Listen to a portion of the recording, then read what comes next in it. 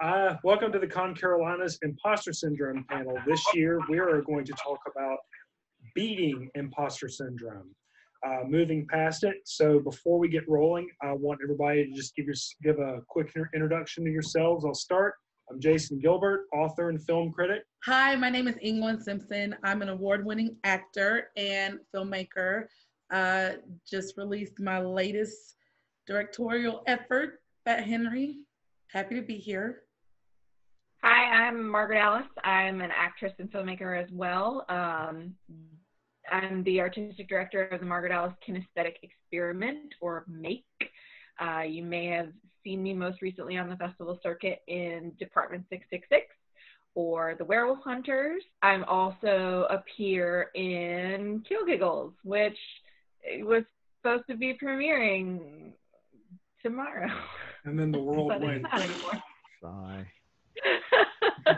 But it'll come out someday, and you'll all enjoy it. Hi, I'm Dave Harlequin. I'm a writer, a journalist, a filmmaker. I'm the creative director of a Stranger Concept Films based out of Charlotte, North Carolina. And yeah, I now have a virtual background. That's awesome. Nice. I'm Richard Claybaugh. I am a filmmaker, background as a cinematographer, writer, director, and visual effects guy. Earn my living full-time making movies, and that's what I do. I'm Bill Mulligan. I'm a high school science teacher, part-time indie filmmaker, and podcaster. All right, guys. So tonight we are going to start talking about imposter syndrome. So imposter syndrome is known by a few things. It's known as imposter phenomenon. It's known as imposterism, fraud syndrome, or the imposter experience. And what it is, it's an individual who suffers from that, doubts their own accomplishments, and has a fear of being outed or discovered as a fraud, despite their successes or accomplishments. It's been long believed that it largely affects women, and it does percentage-wise tend to affect women more so than men, but men do suffer from it just as well. Became kind of my pet project when I was able to finally put a name on the way I felt. And I want you to describe a time, and it can be recent or from way back, where despite your skills, your experience, your successes, what you knew you were capable of, you felt like you didn't belong there, like you had no business there, you were in over your head, and you were going to get discovered as a fraud. Yeah, I used to do this thing, especially as an actor. I hate to watch myself act. I know there are a lot of actors that feel that way.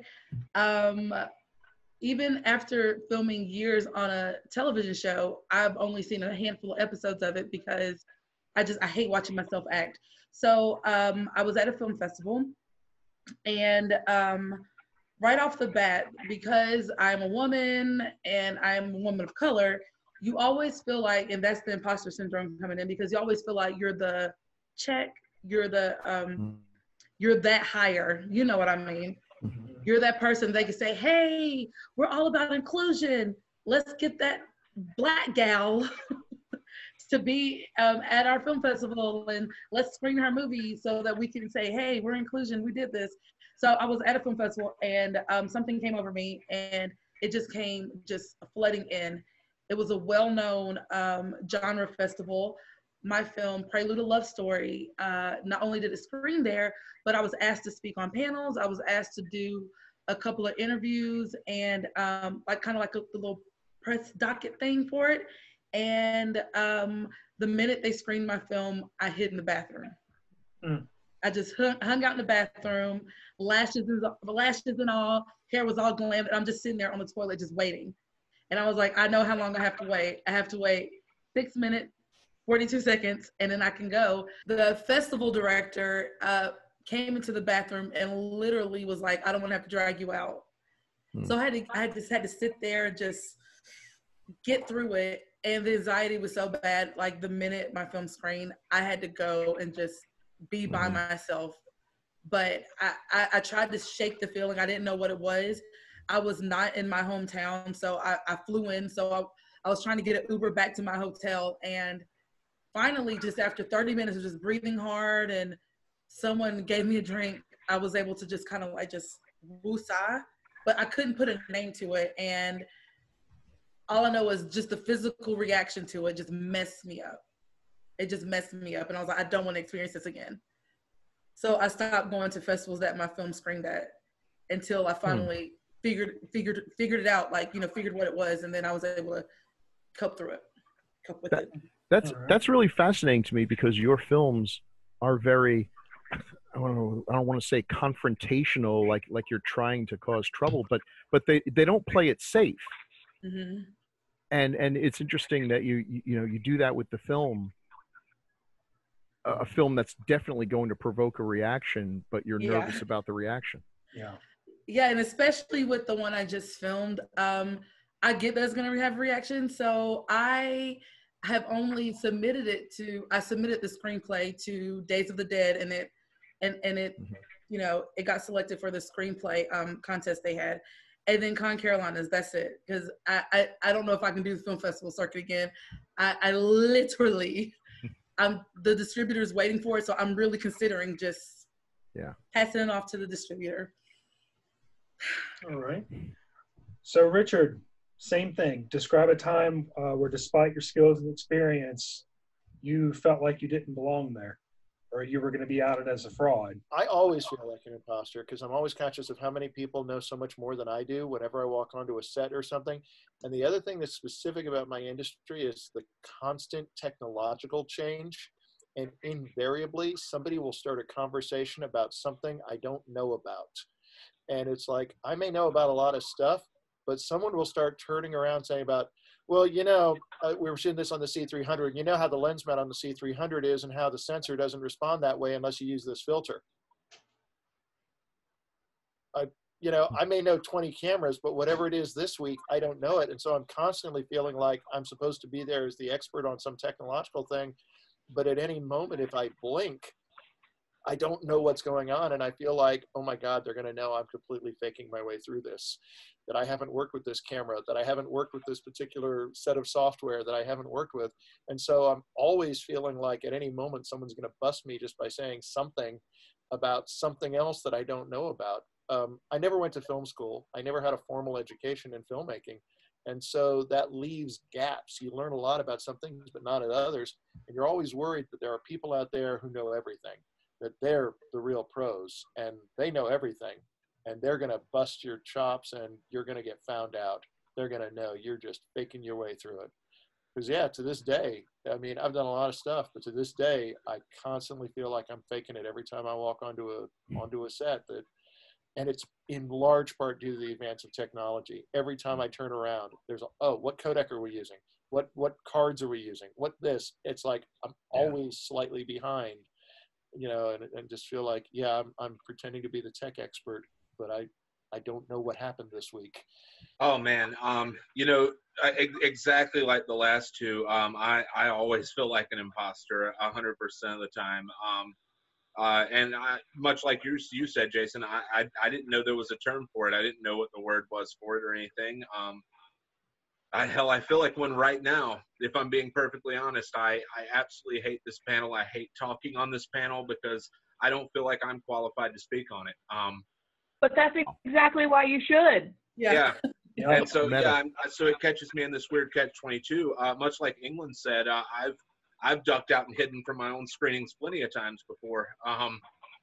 Mostly because, I surround myself with and I'm fortunate to be surrounded by so many amazingly talented and awesome people. And oftentimes I just kind of feel like, I'm just kind of along for the ride. I'm not nearly on the level of anybody else. And, it's a daily struggle. It's and that's the thing that a lot of people I don't think get about this is it's every single day. It's constantly, it's not at one point or another, at least not for me. And Dave remembers the first year I did this panel, the very first thing that I said was, it's only straight talk on this panel. And it's cool how it seems like it's just been understood ever since. I've never had to say it again. So that's awesome. So was there a specific time lately? Because you just had 2 films come out. You had The Devil's Lettuce 2 hit and do pretty well last year. you guys are working on a new one, a new short film. It's, the Half a Man or something like that. 3/4. 3/4. And then you also had Department 666 hit. So, you know, even though you've got all these films out, you still have that go through your mind? 100%. I mean, and you know, I mean, between Department 666, the Devil's Lettuce films, Closing Time before that, you know, we've been so fortunate to win so many great awards and to screen at literally well over 100 festivals at this point, taking home several awards at them, and it doesn't matter. It's not about what, and I guess that's maybe the point. Again, I'm no expert on this, but I think it's like, it doesn't matter how successful you are, how unsuccessful you are, you know.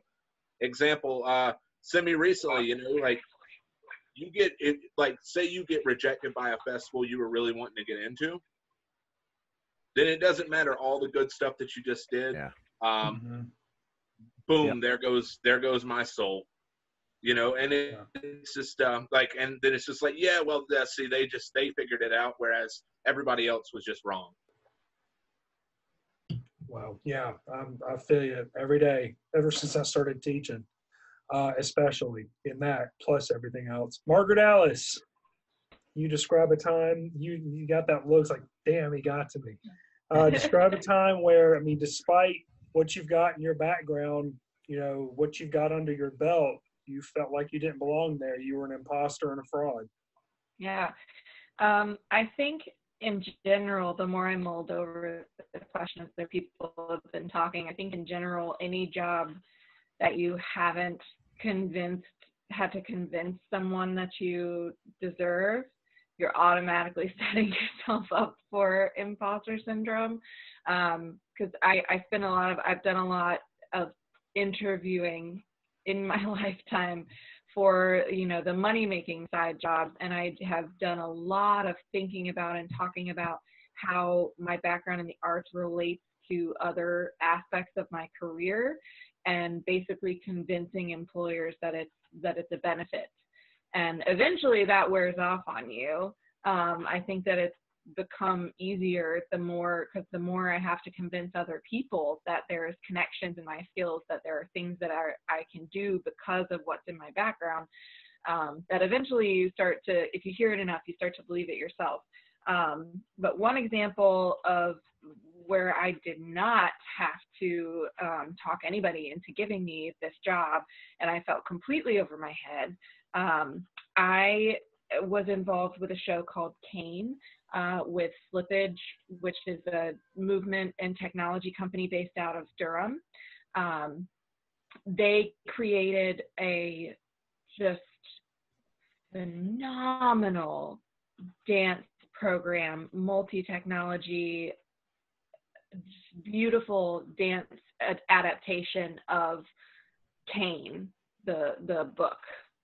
And obviously I was not part of the actual creation, and this is a case where also kind of diversity hire-ish, but reverse, that I didn't have that same background. I didn't have the input to the material, but I wasn't there for the material. I was there to stage manage. And the first time that I was involved with the show, the lighting designer and I had worked together previously, and he recommended me for the job.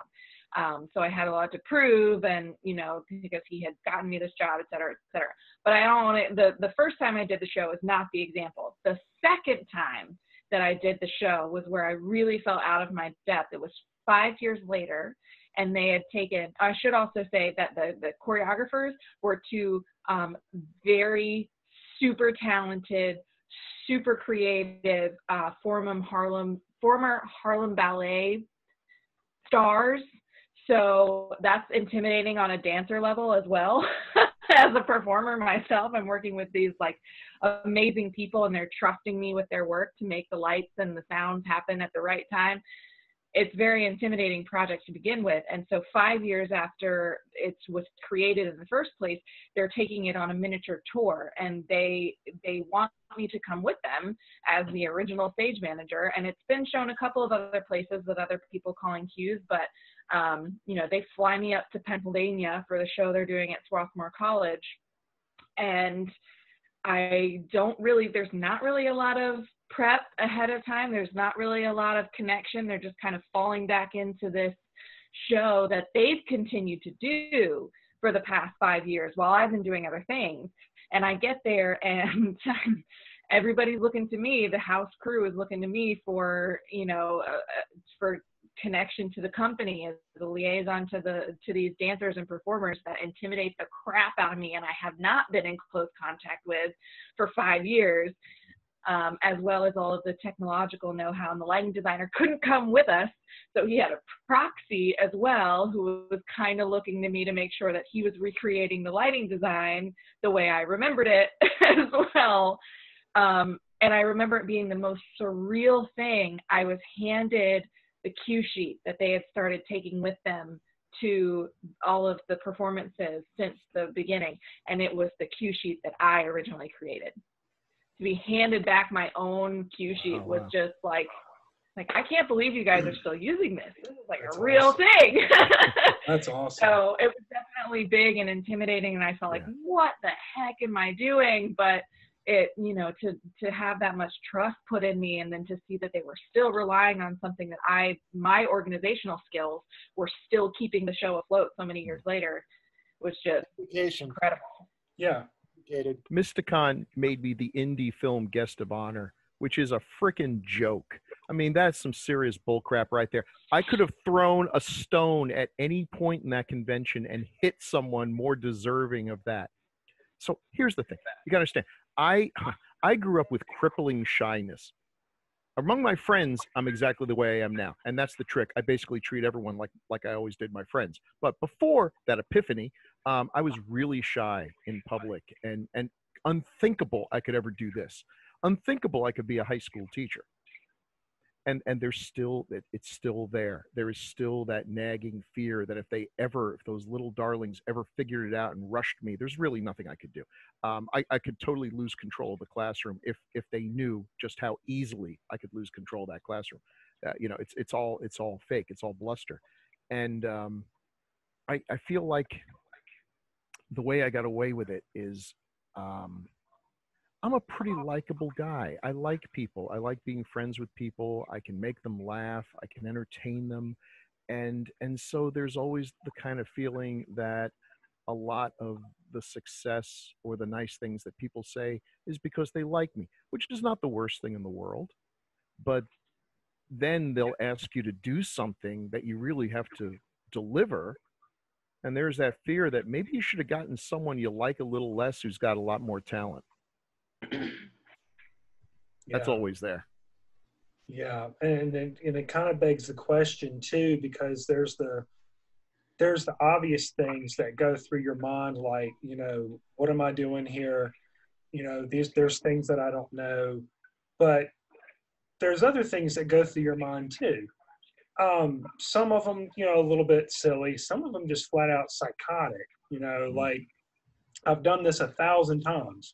I've been to this place 1,000 times. I've done the same thing 1,000 times, but here I am again, terrified that they're going to find out, oh, wait a minute, he's been, okay, yeah, you fooled us this again. Yeah, you're done. And it can be crippling. So this time I'll start with Richard. So, you know, you had described earlier that tech, you feel like sometimes is running you out, but has there ever been a situation where you've gone in to work, it's the same tech you've always worked with, it's the same deal, here we go again, but then that feeling comes rushing right back? Yeah, yes, because you're always afraid. Well, in my case, I'm always afraid of what I don't know, and I'm always assuming everybody knows more than I do. That, you know, whatever I know, it's not enough, and especially even with familiar situations, yeah, it's there. The more I think, for me, I'm always trying to do a new job. So I'm frequently doing it for the first time. I was a camera assistant, and then I became a camera operator, and then I became a DP, and then I started directing. And every time it's a whole new position, and it's like I'm faking my way through it the first times. Something Dave said resonates with me about, I feel kind of like a fraud on this panel because I've never done conventions before. I've gone to conventions all my life. I've been around and involved with conventions, but I have never been a guest or a panelist at a convention. And I don't know, I've been to ConCarolinas, I don't know how many times, quite a few. And then last year I was sitting in some film tracks and I thought, you know, maybe I could contribute something. Maybe I could. And I don't know if you remember this, Bill. Yep. But I kind of went up to you and Jason, who You're at the bar. said, listen, I'd kind of be interested. And you said to me, well, you know, you should start with some smaller conventions first. You should really try and find chance to do some things and you know, start to make a name for yourself and all this. I assume you know what you're talking about, what people at conventions and such do as guests and such. And I assume that that's exactly right. And I was like, so what I do is I fall back on my credits, which is itself feels like a lie, because it sounds like I made these things. I didn't make them. I was one of 500 people who worked on that project. That counts. Listen, so here's the sequel to that story. When you left, and we immediately IMDb'd you, and we were like, holy shit, what did I say to this guy? Wait, can we make him the track manager? Jesus Louise, you know, it was, we couldn't believe it, because we've had lots of people go, I'd love to be on a panel. It's like, well, that's nice, you know, wouldn't everyone? Who could have more fun than being on a panel?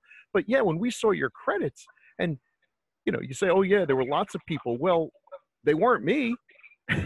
I haven't been on a film with Christopher Walken, especially in a fairly major part of that film. I mean, it's a film I love, and you're a part of the reason why I love it. You did your job well. I mean, yeah, I mean, that was funny, because you were so humble and self-effacing. You didn't seem like someone who would be as big a deal as, quite frankly, you are. No, and you've been great on these panels, by the way. And I've never, ever done a convention panel. So yes, I feel like a fraud here, because I'm faking my way through this, because until a few days ago with you guys, I've never done a convention panel. Well, you can add this to the repertoire of talent. So. Well, and that's exactly the key, right? That I talked about, the exposure, the more you have to convince other people of your worth, the more you start to believe it yourself. It's the same thing with exposing yourself to other people. Once you realize, you go to more of these, and just listening to other people talk about having the same feelings, it helps us all dispel it a little bit. I highly recommend reading memoirs of people you admire as well. Anna Kendrick's is one that I point to a lot that resonates with me, but you know, for you it could be anybody, and just read the stories of when they felt that way. You know, for me, like seeing her work and doing that thing that she does where, you know, she's famous for, where she feels like she could be your best friend, you know, and then reading in the book how she was literally like practically living out of her car, and Twilight was the only thing paying her bills. And, you know, she was showing up, wondering, like, when she got an Oscar nomination for Up in the Air, wondering when her like magical team of stylists was going to tell her to go to the gym and get a skincare routine in preparation for going to the Oscars. And that just never happens. And those sorts of things that we have to, you know, the more people you talk to, the more you realize that feeling like you doesn't really ever change. I think we have this false idea that these people we admire, that we somehow put on levels above us, feel differently than we do. And in most cases, in my experience, that's just not the truth. And we're all more comfortable with each other and with our own statuses when we realize that we all feel the same way. And we're all just waiting for that moment when I mean, and these careers are so volatile too, with the work that we do, anything artistically, you're just waiting for the day where people don't like your work anymore. Yeah. And it could happen to anyone at any moment. I mean, not everybody's going to like your stuff. Right. I mean, I've got 1-star reviews on a few of my books, and, you know, it is what it is. You want something humbling? Go read your the comments about being a director on Python and the comments that are written on IMDb. Boy, you got to kind of steel yourself up with that. And I mean, look, it ain't a great movie, and so some of the comments are hysterically defacing. Yeah. I think my favorite slapdown was someone who said, "This movie is so bad, it looks like it was not directed by one person, but by a bunch of people, some of whom were random people picked off the street, and some of them were children who were given a camera and asked if they wanted to direct a movie." Oh my God. Ow. That hurt my feelings, and I'm the only person here who's not a filmmaker. I have a review on Amazon of one of my first movies where the reviewer claims that we helped break up a marriage. So. What? Yeah. You know what? I think I know who wrote that review, and it's actually someone who just likes. There's like another story in that, Bill. Yeah. And it's not. That's part of imposter syndrome, where you also just have to remember that sometimes humanity is terrible. And I mean, not all review sites are going to be like Fail Flicks, where the bad reviews are satire, man. Yeah. Harlequin. What Margaret was talking about, though, is like you're always who you are. And I think we kind of learn to combat it.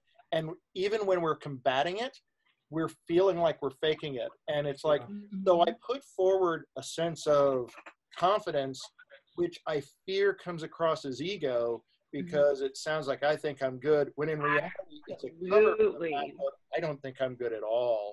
And I've got to act like I'm good. And so you're worried people are going to think you're really stuck up because you're trying to act like you think you're really good. And I know I'm not. Right.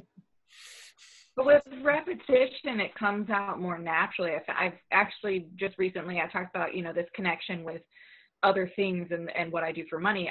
I just started a new office manager position with a pediatrician practice. And I find myself, I was a little out of my depth there too. I've never been in, I've gone from customer service and customer facing positions. I'm good.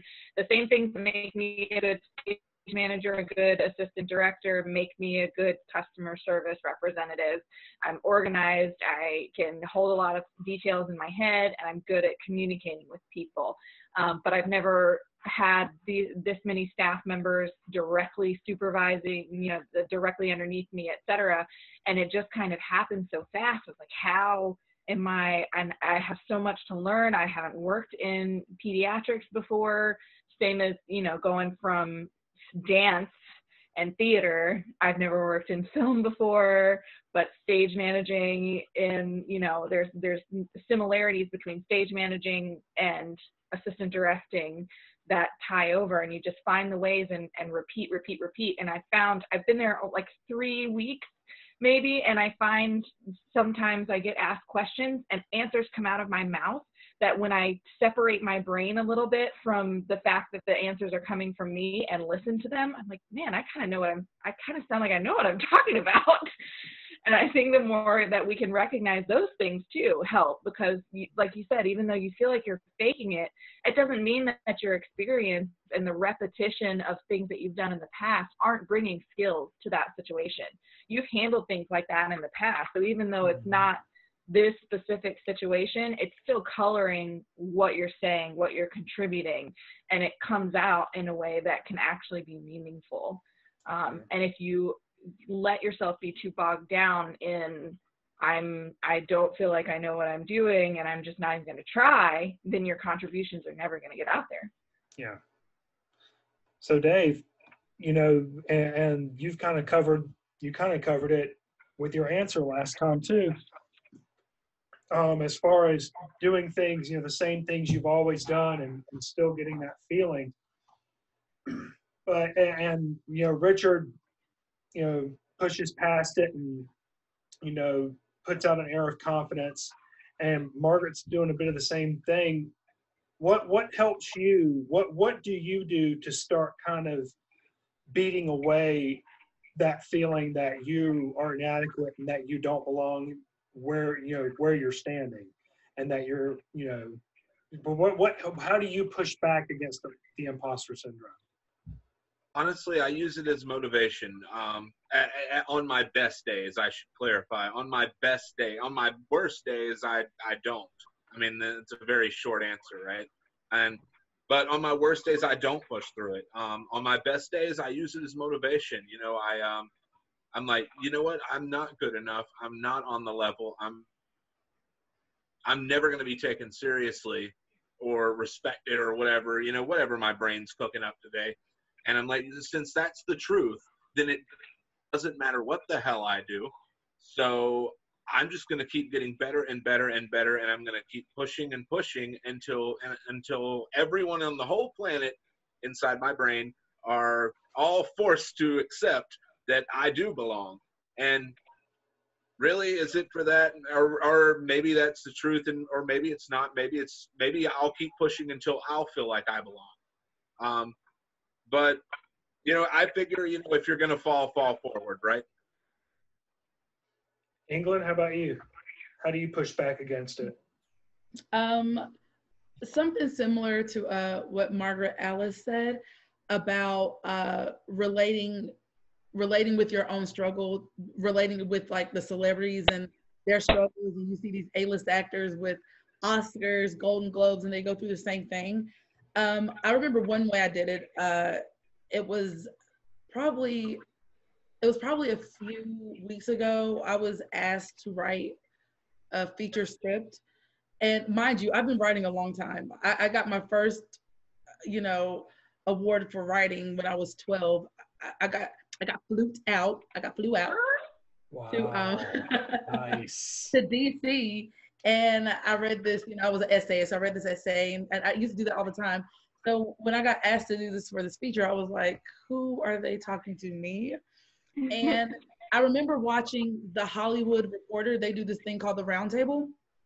And I remember Denzel Washington was talking about his experience with the film that I'm pretty sure he directed it and starred in it, Fences. Mm-hmm. And how the first day on set, this dude has Oscars, right? The first day on set, he told somebody, I will pay everyone what I was going to pay them just to leave. Like, I don't want to do this anymore. I'll pay you just for showing up, but just leave.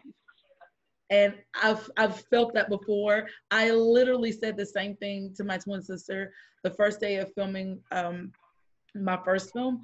I was like, I will pay all these people the same day rate I was gonna pay them. I just need them to leave. So I watch things like that. I force myself just to get through it. You just gotta suck it up and do it. And I don't want to sound cocky, but like I have a great personality, so I assume that everyone's just being nice.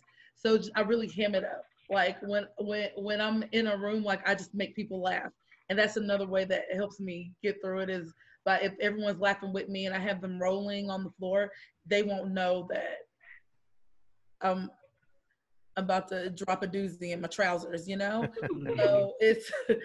So I always use that as a way to like just like have everyone glaze over the fact that maybe I'm not supposed to be here. But for the most part, I just got to suck it up and get through it. I have a background in public relations, so I'm not scared to talk in front of a crowd. Like I'm not scared to do any of those things. So I know how to bullshit my way out of it. So usually you just have to just suck it up and get through it, and it will make you stronger, especially if you're very vocal about it. And like a platform like this, when you're vocal about it and you talk with other individuals who go through the same thing, it really helps you. But sometimes you just gotta suck it up, buttercup, and just get through it. Well, luckily what we do is very collaborative. Mm-hmm. So I find sometimes if it's not something I have the power to suck it up for myself, like Dave was saying, so on your worst days you don't. I find it helpful to take other people seriously. If I can't take myself seriously, I can still take everybody else on this project very seriously. I've been lucky enough to only work with, for the most part, with people that I really believe in and I really admire, and they're counting on me to do my part to make the project happen.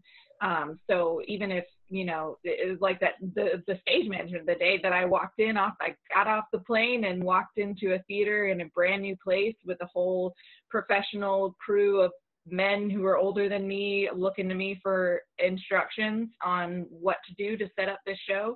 And, you know, but if it's not me, then who? Then the show's not going to happen. So even though I felt completely out of my depth and like I did not deserve to have all of these professionals looking toward me for answers, I had to give them, or it wasn't going to happen. And so some days that's the way that I get through it, is that if I can't take myself seriously, I at least take everyone else seriously and help them achieve their job as best as I can. Bill, you had said, back in the day, you were incredibly shy, and Dave really touched on a very good point there, is that at times imposter syndrome can be halting.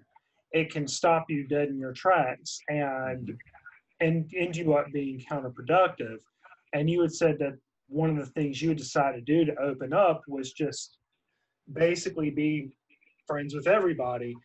But you still have in the back of your mind, as you've said before, I'm in over my head. This is not where I belong. How do you push through that? So I believe, having now spoken to so many creative people and having basically 100% of them say, oh, I should be on this panel, you start to think, this isn't really an aberration.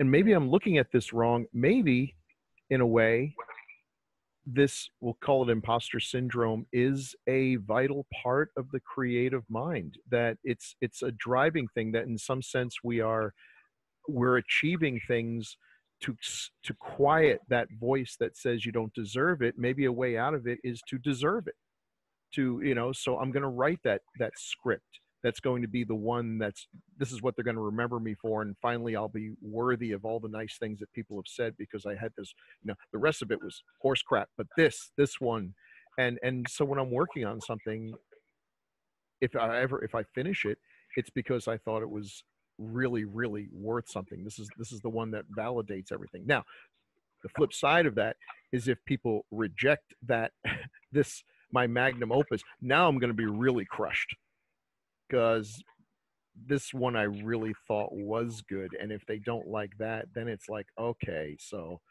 that little voice was right all along. So, yeah. At the same token, though, it's also possible to, if we ever achieved that one validating piece, we would stop working. And most of us don't. We always want to create something else. Right. Because that, even if it is super validating, whatever we've just made, the human condition is such that feelings don't last. Yeah. So it's and you were so right. Yeah, you were so right about this being a collaborative medium, and every single aspect of it is different probably in how this manifests itself. I mean, as the screenwriter, really, if people say, yes, we want to make this movie, boom, okay, validated, done, complete. Right. And at that point, I don't even care what happens to it. I mean, there's nothing more common in Hollywood than they take a good script and ruin it. But nobody blames the screenwriter, because everyone knows that they're going to ruin it. So you'll still sell more, because the fact that you sold one means you were good enough to sell it. So on you go.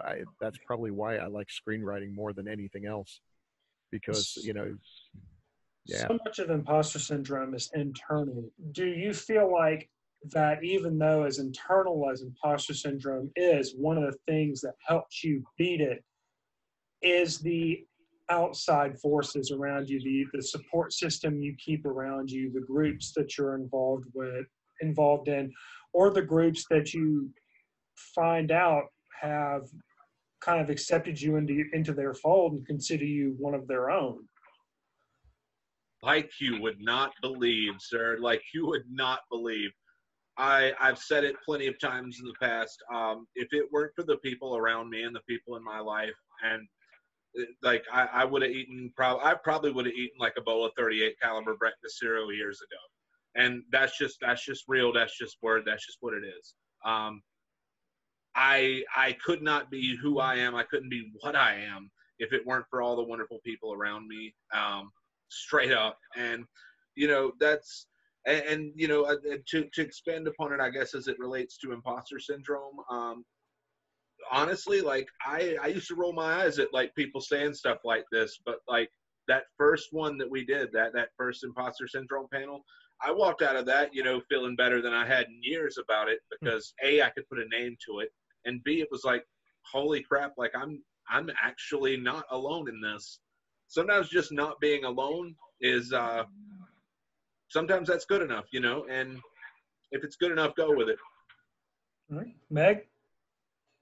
Yeah, I definitely think that the external things, if you allow yourself to be open to their influence, that's an important part. You have to be open to letting them influence you. And as long as you are, they can definitely be tethers to the outside world and what is real versus what your internal voice may create for you. When I first came on the convention scene, I got involved because my husband, Michael Ray Williams, was already a pseudo celebrity amongst the circuit. And at first I was just the tag along, right? I was coming with him I was, Bill. I was there to just kind of share in the experience with him and see what it was all about. I'd never been to, he knows he just walked into the room because I said his name. You say it 3 times, he appears. Yeah. You have to draw a pentagram. But I trying to move into this place where I didn't feel like I was there just as Michael's wife, but of my own, volition and accord. And somebody was, I remember now who was talking about something Dave said, especially about convincing yourself that you belong. That's exactly what it was. Nobody else thought that I didn't belong except for me, but I had to be open enough to let them let me in and see that they valued me as an individual, not just as Michael's wife, and then I've had that once I felt accepted by the community, then I was like, well, I'm doing these things too. And I have opinions on these things and I have experiences that might help people. And so I applied to be a guest, and this is new for me. So this is my first time guesting for ConCarolinas after attending several times. So that's really exciting. It's a great year. Yeah. We've got a lot of new members of the family. We really do. People, listening to other people and just like Dave said, normalizing that feeling and realizing that, we're not alone in it, and trusting people when they say, hey, we like you. Richard, how about you? Well, I have kind of a long rambling here. So, and I may not even directly answer your question. First, what Bill was saying about doing that opus you think is going to be really great.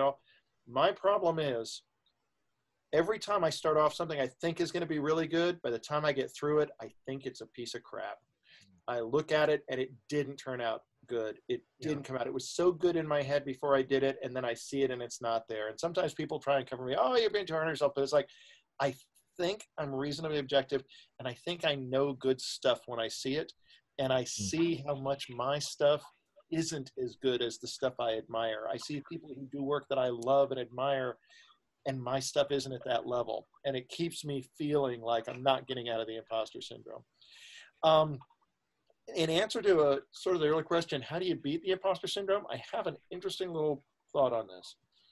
For me, I love the work and I bury myself in the work. If I forget about what I look like or how I'm coming across, and I just forget that and I focus on doing a shot and making it good, doing the work and making it good, I let my passion go there, and I don't care how I appear to be to people, and I have to, and it's not that I forget it, I distract myself away from it. Sometimes in a bad way, because sometimes I've been accused of what politely referred to as errors of enthusiasm, where I kind of get out of my lane because I get so excited about the film thing, I forget that, I'm not in my place and not things like this, but it's because I let myself get into it. Now it's interesting, and for the first time on this panel, I actually thought about this. I've worked with a lot of directors. They're all different, some very talented, some absolutely not.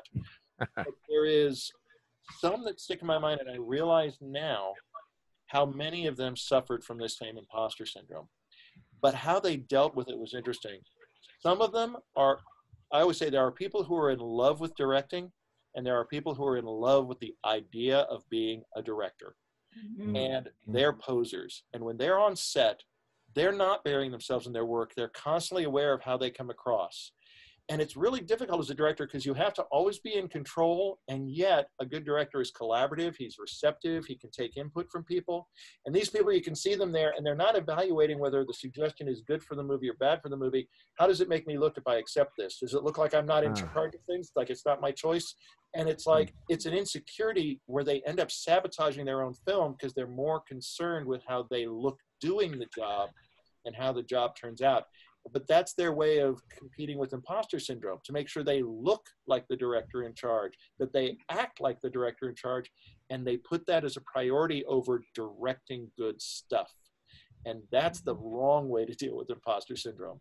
I hope my way, just bury myself in the work and don't give a damn if I look like a complete idiot doing it, but focus on the work, and that distracts me from it. Dance like no one's watching. Yeah. Yeah. No. England, how about you?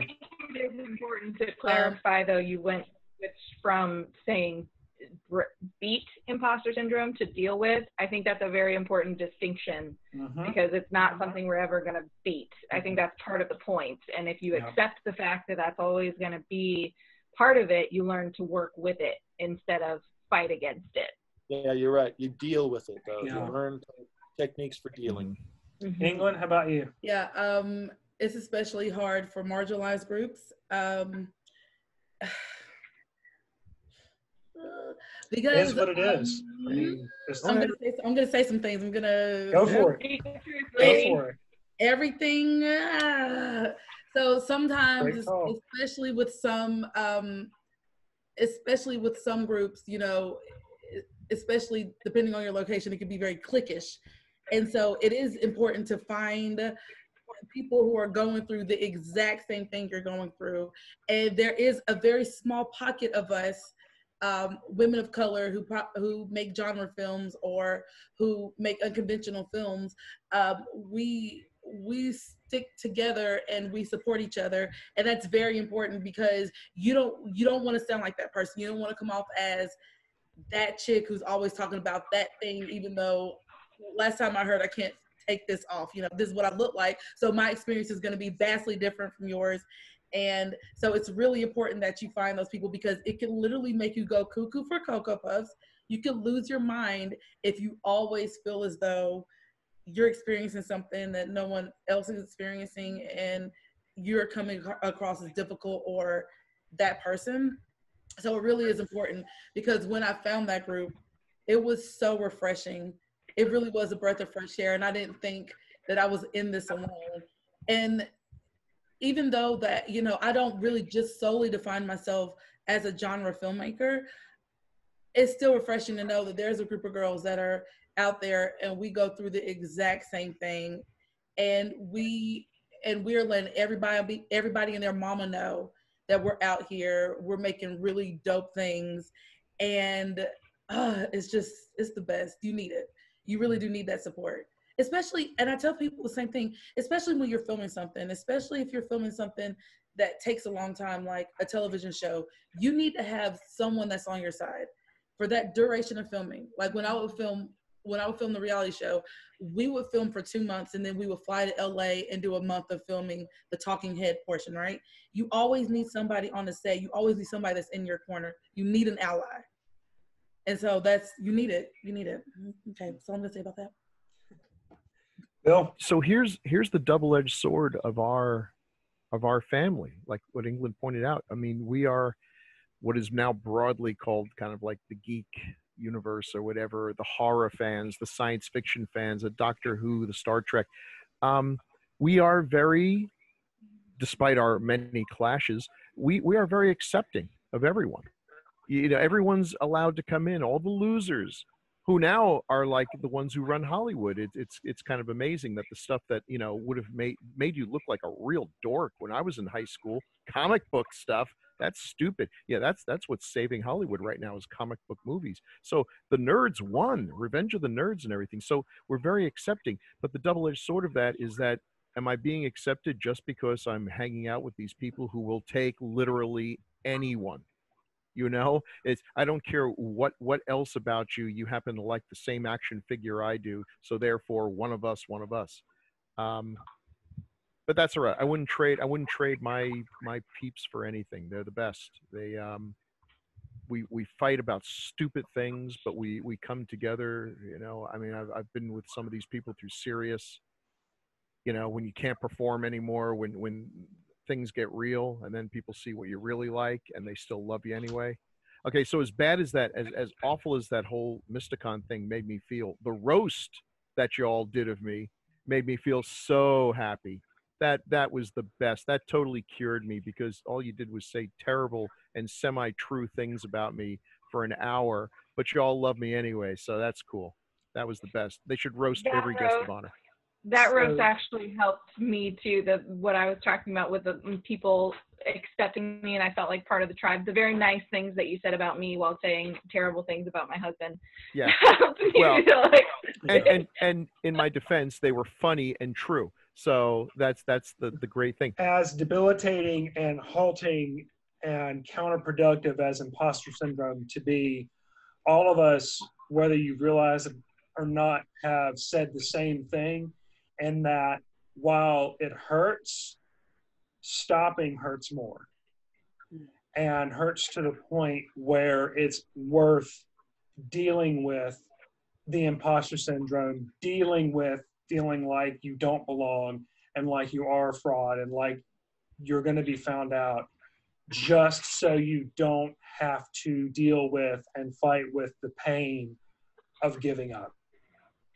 Yeah, that's how you're supposed to feel. You're supposed to feel like you don't deserve things, because if you feel like you deserve all the things, you become an entitled prick, and nobody likes to work with egos.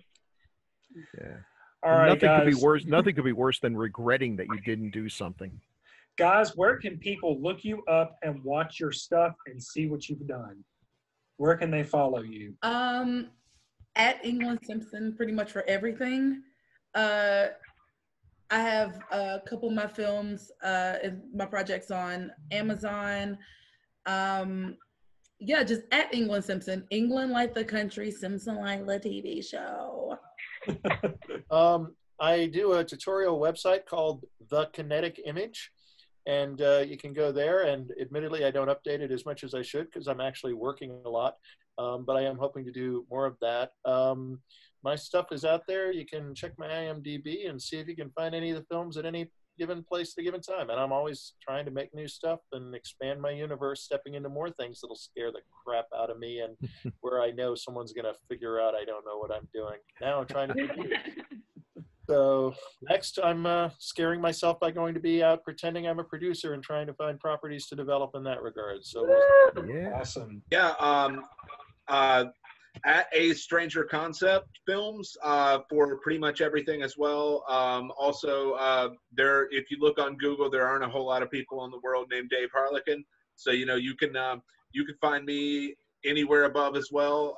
IMDb, Facebook, Twitter, Instagram, interwebs, whatever. At the Margaret Alice on Insta, you can find a Facebook page for the Margaret Alice Kinesthetic Experiment, or MAKE, MAKE. Dave, is Department 666 streaming anywhere? And, yeah, Department 666 just got picked up for a distribution deal through Shorts TV. Nice. So, very cool. Congratulations. Thank you. Awesome. Yeah. So, I mean, at least on cable, yeah. Yeah. So you can catch me in that. You can also, you can catch me in Kill Giggles, for which I was also the script supervisor, and I have a tiny detective role. At some point, hopefully, you can maybe see me on the Oxygen channel, but more details to be determined. And did you say? What channel? Oxygen. Oxygen. Oh, Oxygen channel. Okay. And Bella and the Slasher coming out from Antimatter Studios, Justin Reich. I was the first AD and the script supervisor on that little short, and it is beautiful. So I highly suggest you check that out whenever it hits the circuit. Let's see. I am also in Kill Giggles with a small but fun role. Had to really expand my acting talents for that one. You can probably see my videos on YouTube, Sick Chick Flicks. I work a lot with those ladies, and we have, as soon as we're able to, we will have a bunch of really cool projects going, a few of which I wrote the screenplay for. I do podcasting at Decades of Horror on the 70s and 80s, And once we have conventions again, if it's on the East Coast, there's a pretty good chance you might see me there, possibly following Jason around like a puppy dog, or him following me. It goes either way. Hold a brandy snifter in front of his nose, he'll follow you to the ends of the earth. But we often are seen around those things, but who knows when that will be. And you can find me on Facebook, Jason Gilbert, Jason Gilbert author, for my author page. You can buy all my crap on Amazon. You can go to Falstaff Books, get it there too. And you can hit Failflix on YouTube and watch me rave about movies I love and riff on goofy movies just to be funny, even though I probably do like them. So anyway, thanks guys so much. We appreciate it. And y'all have a good night and be safe. Thanks. Thanks. Thanks. Nice to meet you.